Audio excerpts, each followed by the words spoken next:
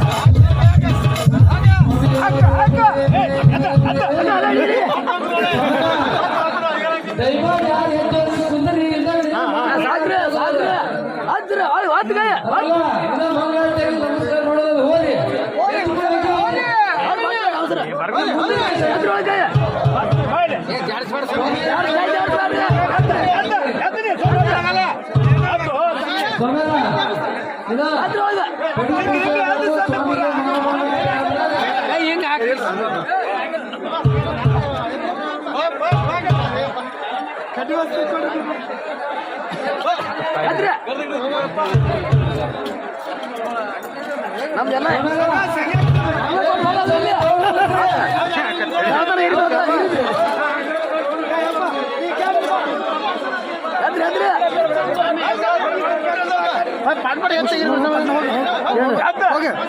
ನಾನು ಬರಲ್ಲ ಹೋಗಿ ಪಟ್ಟಿ ಹೋಗ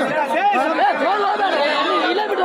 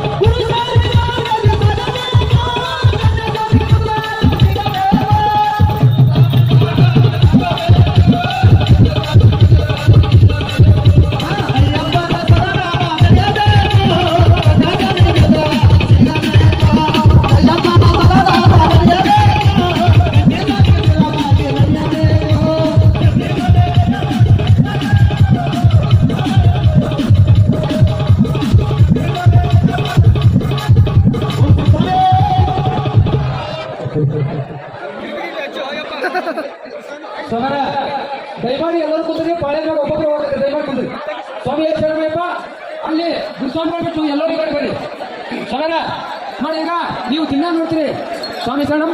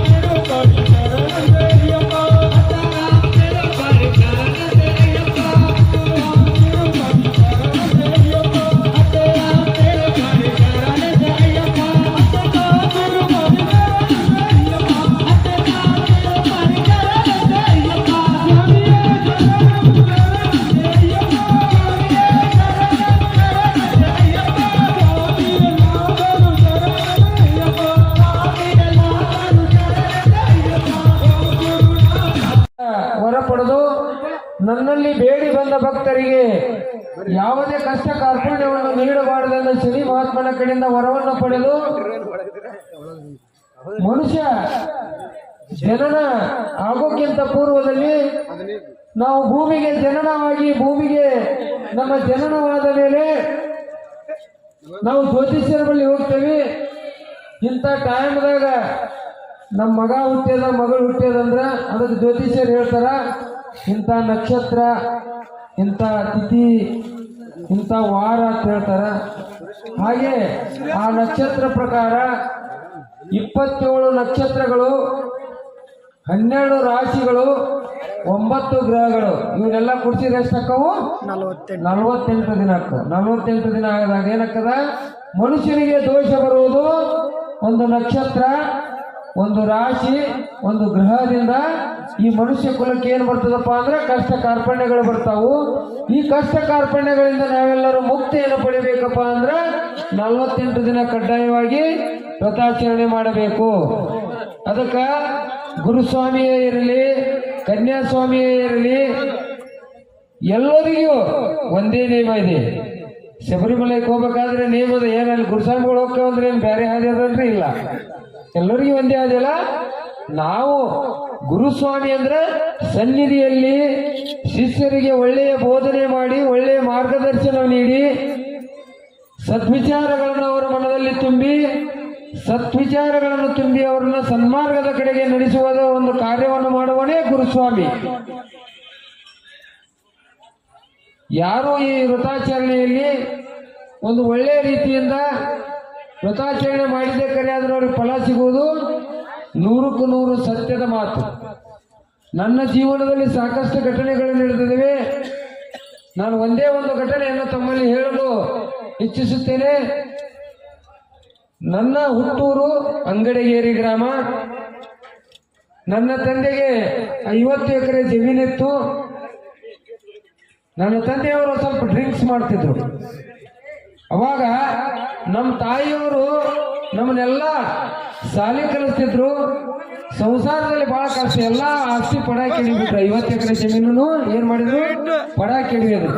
ಕೆಡಿಲ್ಲ, ಊಟಕ್ಕೆ ತ್ರಾಸ ಆಕ್ಕದಲ್ಲ. ನಮ್ಮ ತಾಯಿ ತವ್ರ ಮನೆಯಿಂದ 60 ತೊಲೆ ಬಂಗಾರ ತಂದಿದ್ರು. ಅದನ್ನ ಮಾಡಿ ನಮಗೆ ಶಾಲೆ ಕಲಿಸಿದ್ದು, ಊಟಕ್ಕೆ ಹಾಕಿದ್ದು, ಇಂಥದ್ದೆಲ್ಲ ಮಾಡಿದಾಗ ನಾನು ಹೊಲ ಒಬ್ಬರು ಪಾಲನೆ ಮಾಡಿದ್ರು. ಅವ್ರು ಏನ್ ಹೇಳಿದ್ರು, ಶಬರಿಮಲೆಗೆ ಹೋಗೋದು ನಡಿಯತ್ತೇಳಿ ನನಗೆ ಮಾಲಿ ಹಾಕಿ ಕರ್ಕೊಂಡು ಹೋದ್ರು. ಹೋದಾಗ ನಾಂದೆ ಶಬರಿಮಲೆಗೆ ಹೋದಾಗ ನನಗೆ ಹೋಗಾಕ ರೊಕ್ಕದ ಭಾಳ ತ್ರಾಸ ಆಯ್ತು. ಅವಾಗ ಅಂದಾಗ ನಾ ಏನಂದೆ, ಅಯ್ಯಪ್ಪಗೆ ಏನಂದೆ, ಇಂಥ ಕಷ್ಟ ಐತಪ್ಪ ದೇವ, ನಿನ್ನಲ್ಲಿ ನನಗೆ ಬರೋಂಥ ಆಸೆ ಐತಿ. ನನಗೆ ಮುಂದಿನ ವರ್ಷ ಒಳ್ಳೇದು ಮಾಡೋದು ನಾ ಸಂಕಲ್ಪ ಮಾಡಿಕೊಂಡು ಬಂದಾಗ ನಾನು ಬಂದು ನನ್ನ ಹೊಲ ಎಲ್ಲ ನಮ್ಮ ತಂದೆಯವ್ರ ಪಡ ಕೇಳಿದ ಜಾಲಿ ಬೆಳೆದಿದ್ದವು.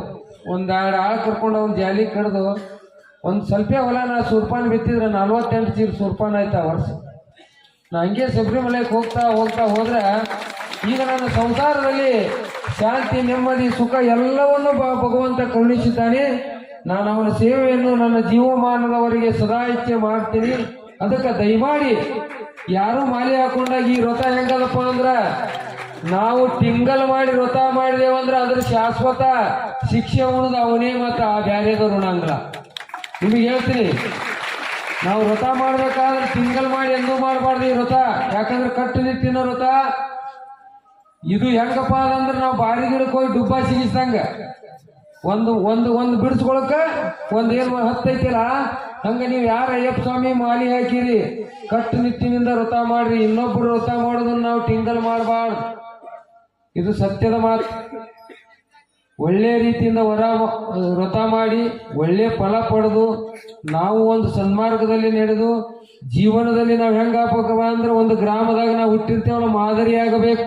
ಆ ಗ್ರಾಮದವರಿಗೆ ಮಾದರಿಯಾಗಬೇಕು.